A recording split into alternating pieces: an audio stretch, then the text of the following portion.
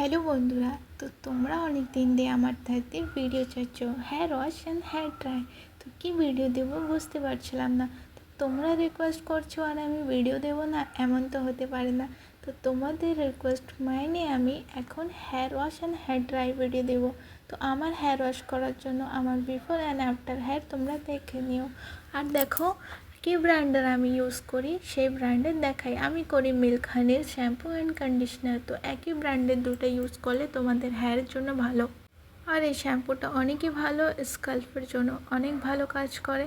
তো আমি 1-1.5 বছর আগে করেছিলাম ন্যানোপ্লাস্টিয়া। তো অনেকই খারাপ রেজাল্ট, আমার অনেক চুল ছিল, সেটা অনেকই ক্ষতি হয়েছে।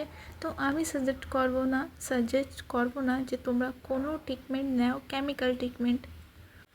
অ্যান্ড তোমরা হেয়ার ওয়াশ করার আগে তোমরা চুলটা ভিজিয়ে নেবে, কেন কি এমনি শুকনো হেয়ারে কোনো সময় শ্যাম্পু ইউজ করতে হবে না।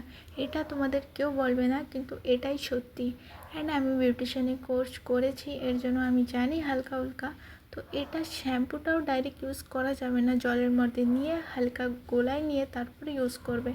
অ্যান্ড করে ম্যাসাজ করে করে শ্যাম্পু করা লাগে, এই না যে ডাইরেক্ট তুমি দিলা অ্যান্ড ধুয়ে নিলা। 5 মিনিট অবধি তোমার শ্যাম্পু করে একটু ম্যাসাজ করতে হবে, তারপরে হেয়ার ওয়াশ করতে হবে। তো হেয়ারটা ভালো করে এদিক ওদিক একটু ম্যাসাজ করে করে হেয়ার করলে স্কাল্পের জন্য অনেকই ভালো রেজাল্ট দেয়, ঠিক আছে। তো আমি তোমাদের বাইরেই করে দেখাচ্ছি, কেন কি ঘরে অত ভালো লাইট আসবে না। তো দেখো হেয়ার ওয়াশ এইভাবে করতে হবে। যাদের লম্বা চুল আর যারা ছোট চুল সেম প্রসেসে করবে, হেয়ারে ম্যাসাজ করবে। যত হেয়ারে ম্যাসাজ করবে হেডে, অত হেয়ারের জন্য অনেক ভালো। আর কন্ডিশনারে কোনো জল লাগে না, কন্ডিশনার এমনি লাগানো যায়। আর কন্ডিশনারের ফার্স্ট টিউটোরিয়াল হয়েছে। কন্ডিশনার করার পরে শ্যাম্পুটা যখনই স্কাল্পে দেবে 10 মিনিট অবধি অনেক ভালো করে ম্যাসাজ করবে, তাকে কন্ডিশনার চুলের সাথে একদম মিশে যায়। আর কন্ডিশনার করা অনেকই ভালো, কেন কি সিল্কিনেস কন্ডিশনার থেকেই আসে, এমনি কোনো সময় সিল্কিনেস আসে না। তো তার জন্য তোমাদের কন্ডিশনার ইউজ করতেই হবে। যারা শ্যাম্পু ইউজ করে ভাবো যে কন্ডিশনার ইউজ করে কী হবে, তো ওর জন্য দুটো ইউজ করা জরুরি চুলের জন্য।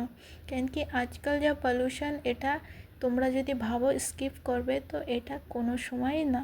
আর তোমরা আমার কাছে আমার পার্সোনাল ওপিনিয়ন জানতে চেয়েছো আমি কিভাবে করি, তো আমি সেটাই তোমাদের কাছে শেয়ার করলাম।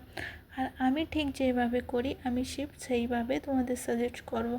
অ্যান্ড অন্যরা কীভাবে করে আর কীভাবে পার্লারে করে সেটা আমি তোমাদের সাজেস্ট করবো না, কেন কি তোমরা আমার কাছে টিউটোরিয়াল চেয়েছো এর জন্য, ঠিক আছে। হেয়ারটা ওয়াশ করার পরে এমনি খালি একদম ভিজা চুলে কোনো সময় ড্রায়ার লাগাবে না। একটু 10 মিনিট অবধি এটাকে এইভাবেই করে রাখা লাগবে, বেঁধে রাখা লাগবে, তাকে জলটা শুকে নিক, জলটা টাওয়ালের সাথে একটু মিক্স হয়ে যাক আর একটু ঠান্ডা স্কাল্পে লাগুক। তো লাগার পরে এই যে 10 মিনিট পরে দেখো চুলটা হালকা ড্রাই হয়ে গেছে টাওয়ালেই। তো এখন আমি লাগাই নেব সিরাম। একদম শুকনো চুলে সিরাম লাগাইলে চুলের ক্ষতি হবে। হালকা যখন ভিজা থাকবে তখনই তোমরা সিরামটা ইউজ করে নেবে। আর আমি সিরাম ইউজ করি ম্যাথিক্সের। তো সিরামটা ইউজ করার পরেই তোমরা ড্রাই করবে। তো সিরামটা ইউজ করার পরে কি হয়, চুলটা যেটা একদম থাকে, ঠিক থাকে, চিপকানো থাকে, সেটা একটু সিল্কিনেস চলে আসবে। তো ড্রাইটা অনেক জলদি হবে অ্যান্ড জলদি তোমার হেয়ার ড্রাই হয়ে যাবে এর জন্য।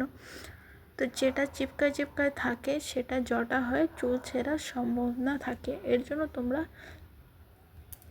জন্য সিরাম লাগাই ইউজ করে নিতে হবে। তো দেখো আমি ফুল ড্রাই করিনি, ফুল ড্রাই আমি একটু রোদ্দুরে নেব, কেন কি সূর্য তাপে ড্রাই করা সবচেয়ে ভালো ড্রায়ার চেয়ে।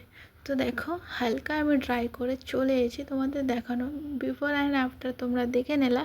অ্যান্ড ফুল ড্রাই হয়ে গেলে সূর্যতে তো আরও ভালো সিল্কিনেস আসবে। তো দেখো এটাই আমার বিফোর অ্যান্ড আফটার লুক, দেখো কেমন এসেছে, ঠিক আছে। তো এই, আর তোমরা কারা কারা আমার hair wash and dry video ভালো লাগলো অবশ্যই কমেন্ট করে